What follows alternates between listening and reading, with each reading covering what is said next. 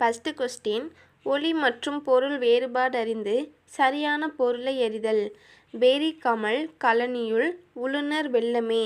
இவ்வடி உணர்த்தும் பொருள் என்னன்னு கேட்குறாங்க. ஆப்ஷன் ஏ, மனம் கமழும் வயலில் உழவர் வெள்ளமாய் நிறைந்திருந்தனர். வறண்ட வயலில் உழவர் வெள்ளமாய் அமர்ந்திருந்தனர். செறிவான வயலில் உழவர் வெள்ளமாய் கூடியிருந்தனர். பசுமையான வயலில் உழவர் வெள்ளமாய் உழுதிருந்தனர். நமக்கு ஆன்சர் மனம் கமழும் வயலில் உழவர் வெள்ளமாய் நிறைந்திருந்தனர். இந்த படம் எங்கே இருக்குது அப்படின்னா சீவக சிந்தாமணி.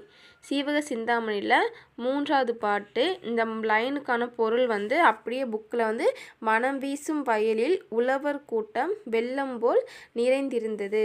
ஓகேவா? இதில் வெறி என்பதற்கு மனம் என்பது பொருள், கழனி அப்படின்னா வயலை குறிக்கும். ஒலி வேறுபாடு அறிந்து சரியான பொருளை எழுதுக. கூரை கூரை. ஓகே, நமக்கு ஸ்கூல் புக்கில் இருக்குது. சட்டை புடவையா, வீட்டின் கூரை புடவையா, புடவை வீட்டின் குறையா, புடவை வீட்டின் சுவரா? ஸோ ஆன்சர் சின்னராங்கிறது வீட்டின் கூரையை குறிக்கும், பெரியராங்கிறது கூறப்பட்டு புடவை. ஸோ புடவையை குறிக்கும். மதி என்பதன் தவறான பொருளை தேர்ந்தெடுக்க. அப்படியே அவசரப்பட்டு மதி என்பதன் மதியோட பொருள் கேட்குறாங்க. டக்குன்னு மதினோடனே ஆப்ஷன் போயிடும் மனசு. அறிவு, ஆமாம் மதினா அறிவு போடுன்ட்டு டக்குன்னு குறிச்சிடக்கூடாது. எல்லா ஆப்ஷனையும் நல்லா படிக்கணும், கொஸ்டினையும் ஃபுல்லாக படிக்கணும். ஓகே, நம்ம கேட்குறது தவறான பொருள் தான் கேட்குறாங்க. ஸோ ஓகே, அறிவு நிலவு, ஞானம் பகலவன். மதி என்பதற்கு அறிவு என்பது பொருள் கரெக்டு. மதினா நிலவையும் குறிக்கும், அறிவுனாலும் ஞானம்னாலும் ஒன்று தான். So correct. பகலவன்கிறது யார்? சூரியன். அப்போ சூரியனுக்கு தான் பகலவன். அப்போ அதனால தான் அது தப்பு. அதே மாதிரி சூரியனுக்கு இன்னும் என்னென்ன இருக்குது? சூரியன், வெய்யோன், ஆதவன், பரிதி, ஞாயிறு, அனலி.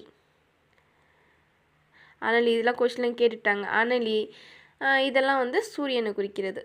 ஓகே, வேலம் என்பதன் தவறான பொருளை தேர்ந்தெடுக்க. பிடி, களிறு, சிங்கம், பெண் யானை. வேலம்னா பொதுவாக யானையை குறிக்கும். அதுலேயும் வேலம்ங்கிறத மெயினாக ஆண் யானைக்கு வரும். அப்போ சிங்கம் தான் நமக்கு தப்பு. ஏன்னா பிடிங்கிறது யானை, அதுவும் பிடிங்கிறது பெண் யானை. களிறுங்கிறது யானையை குறிக்கும். அப்போ சிங்கத்துக்கு என்னென்ன வரும் அப்படின்னா, அரி என்பதன் பொருள் சிங்கம், மடங்கள். சிங்கம் யாருக்கும் மடங்காது, அதான் மடங்கள். அதே மாதிரி சிங்கத்துக்கு கேசரி பிடிக்கும், கேசரி. இதெல்லாம் சிங்கம். இதெல்லாம் ஓல்டு புக்லேயும் வரும். வேர்ச்சொல்லை தேர்வு செய்க. ஓடினான், ஓடி, ஓடு, ஓடின, ஓடிய. ஓகே, ஓடினான் என்பதன் வேர்ச்சொல் ஓடு. வேர்ச்சொல்னா எப்படி இருக்கணும்? மேலும் பகுக்க முடியாது, ஃபஸ்ட்டு கண்டிஷன். அடுத்து அது ஒரு கட்டளை சொல்லாவோ ஏவல் சொல்லாவோ இருக்கும். இப்போ ஓடின, ஓடிய, ஓடி. இதில் ஓடின அப்படிங்கிறது வினைமுட்டு சொல். இதை வேணால் பிரிக்க முடியும். ஓகேவா? இது வினைமுட்டு சொல்லாதனால இது வராது. அதுக்கப்புறம் ஓடி, ஓடிய, இது ரெண்டும் எச்ச சொல். ஓடுங்கிறதான் கட்டளை சொல். ஒரு வேளை உங்களுக்கு குழப்பலாம், ஓடு வருமா ஓடி வருமா? ஓடி, ஓடு. இதில் எது ஏவல் சொல்லாக இருக்குது, கட்டளை சொல்லாக இருக்குது? ஓடு, அங்கே ஓடு, இங்கே ஓடு. ஓடு அப்படின்னு ஒரு ஏவல் சொல்லாக்கான ஓடி அப்படிங்கிறது ஒரு எச்ச சொல்லாதனால நமக்கு இது வராது. அதுலேயும் ஓடிங்கிறது என்ன எச்ச சொல்? ஓடி வந்தான். அப்போனா இது வினை எச்சம். ஓடிய, ஓடிய மாணவன், ஓடிய மாணவி. அப்போ இது என்ன எச்சம்? ஒரு பெயரை கொண்டு முடியனால இது பெயரெச்சம்.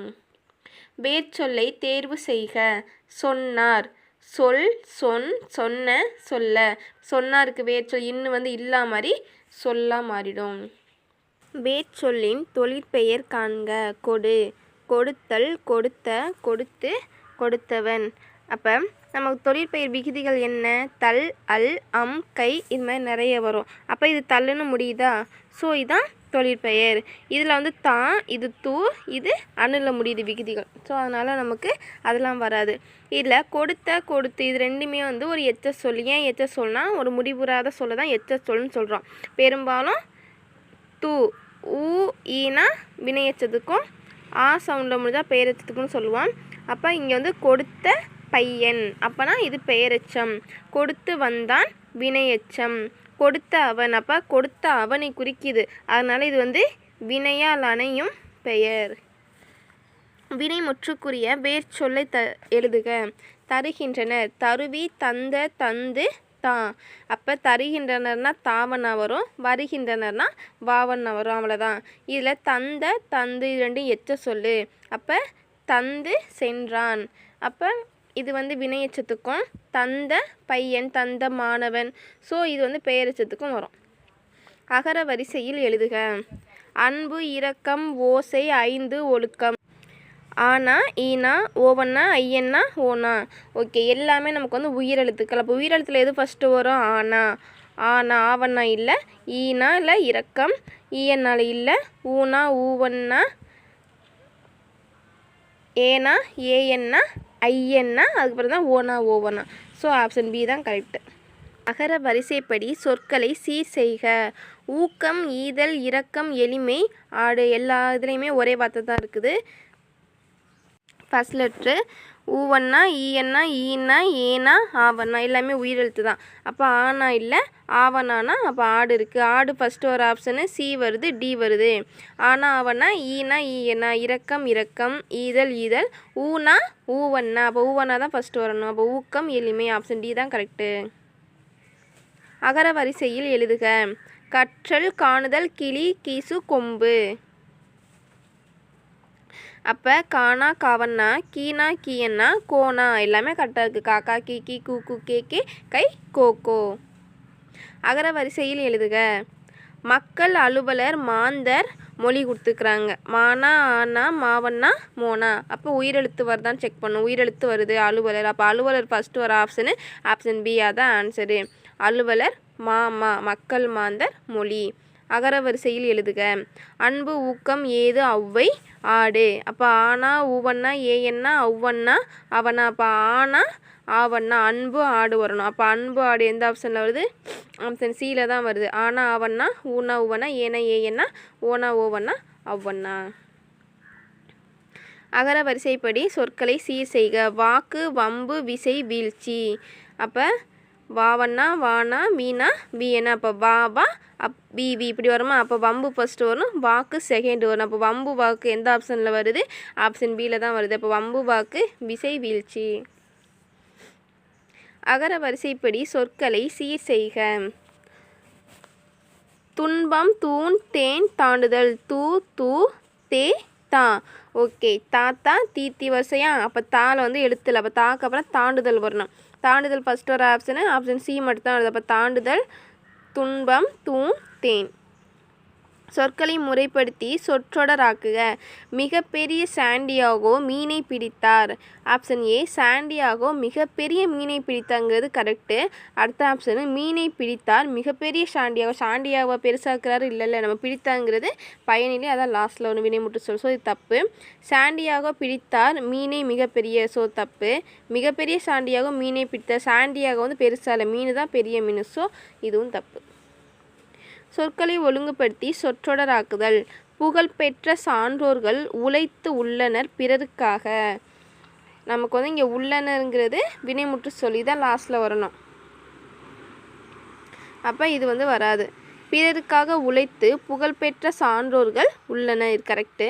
சான்றோர்கள் தனக்காக புகழ்பெற்று உழைத்து உள்ளனர், இதுவும் கரெக்டாக்கிற மாதிரி வச்சுக்கிடுவோம். உழைத்து புகழ்பெற்று உள்ளனர் சான்றோர்களே, இது தப்பு. அப்போ ஒன்று பி வரலாம், இல்லைன்னா சி வரலாம். திருப்பி படித்து பார்க்கணும். பிறருக்காக உழைத்து புகழ்பெற்ற சான்றோர்கள் உள்ளனர், சான்றோர்கள் தனக்காக புகழ்பெற்று உழைத்து உள்ளனர். சான்றோர்கள் வந்து தனக்காக வந்து இருக்க மாட்டாங்க புகழ்பெற்று. ஸோ ஆப்ஷன் பி தான் கரெக்டு.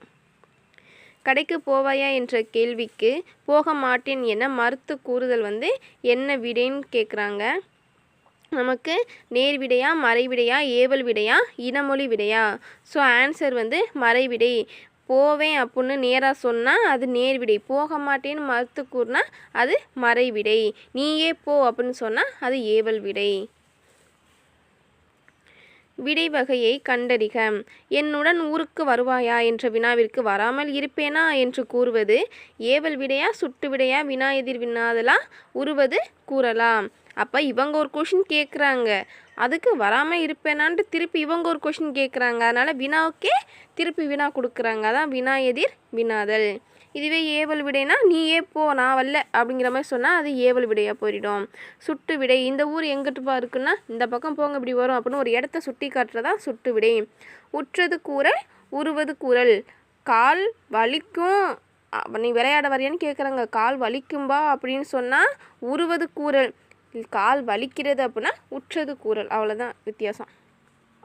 விடைக்கேற்ற வினாவை தேர்ந்தெடுக்க. தேவநேய பாவாணர் மொழி ஞாயிறு என்று அழைக்கப்படுகிறார். ஆப்ஷன் ஏ, தேவநேய பாவாணர் எவ்வாறு அழைக்கப்படுகிறார்?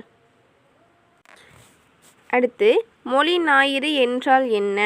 தேவநேய பாவாணர் ஏன் அவ்வாறு அழைக்கப்படுகிறார்? தேவநேய பாவாணர் யார்? இது மாதிரி கொஸ்டினுக்கு வந்து ஆப்ஷனை படித்து அதை அப்படியே சொல்லி பார்க்கணும். இப்போ தேவநேய பாவாணர் எவ்வாறு எவ்வாறு மொழி ஞாயிறு, அதான் ஆன்சரு. இப்போ அடுத்தது பார்த்தோம்னா மொழி ஞாயிறு என்றால், மொழி ஞாயிறு என்பது நமக்கு ஒன்று இங்கே டெஃபினேஷன் கொடுக்கல, அதனால் இந்த ஆப்ஷன் கண்டிப்பாக வராது. தேவநேய பாவாணர் ஏன் அவ்வாறு அழைக்கப்படுகிறார்? இப்போ வந்து தேவநாயர் மொழி ஞாயிறு என்று அழைக்கப்பட ஏனெனில் அப்படின்னு நமக்கு ஏதாவது கொடுத்தாங்கன்னா சரி பரவாயில்ல வரணும்னு சொல்லலாம். ஆனால் நமக்கு வந்து இப்படி கொடுக்கல, அதனால் இதுவும் வராது. தேவநேய பாவாணர் யாருன்னு கேட்குறாங்க, அதனால் இதுவும் தப்பு.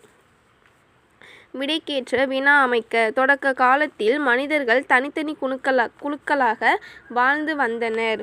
ஓகே, ஆப்ஷன் ஏ, தொடக்க காலத்தில் மனிதர்கள் எங்கு வாழ்ந்தனர், எப்படி வாழ்ந்தனர்?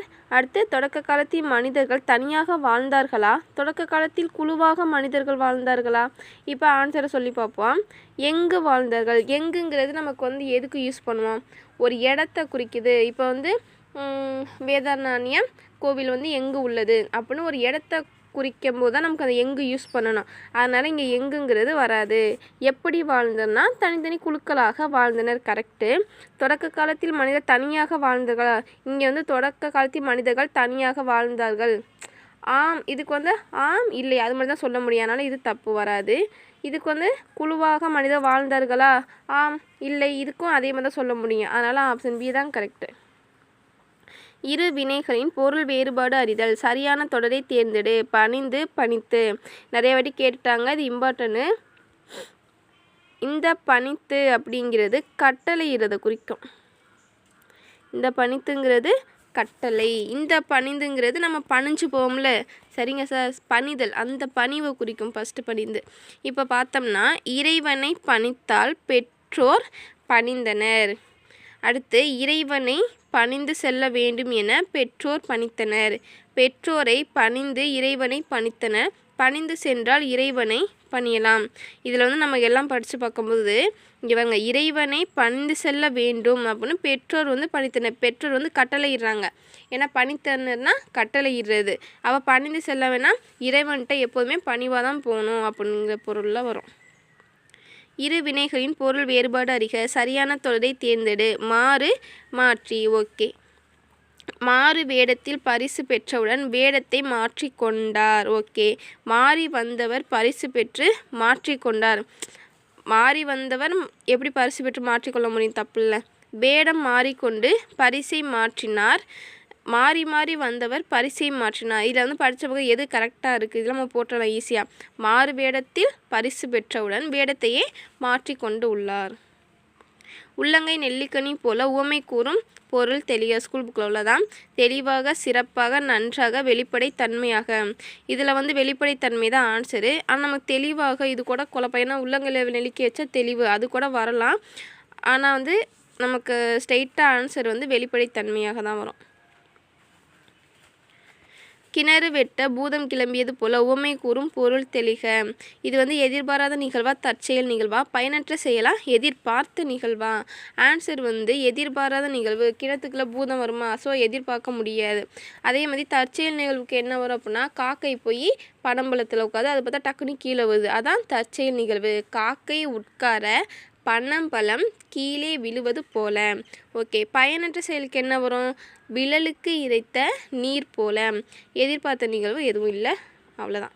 தேங்க்ஸ்.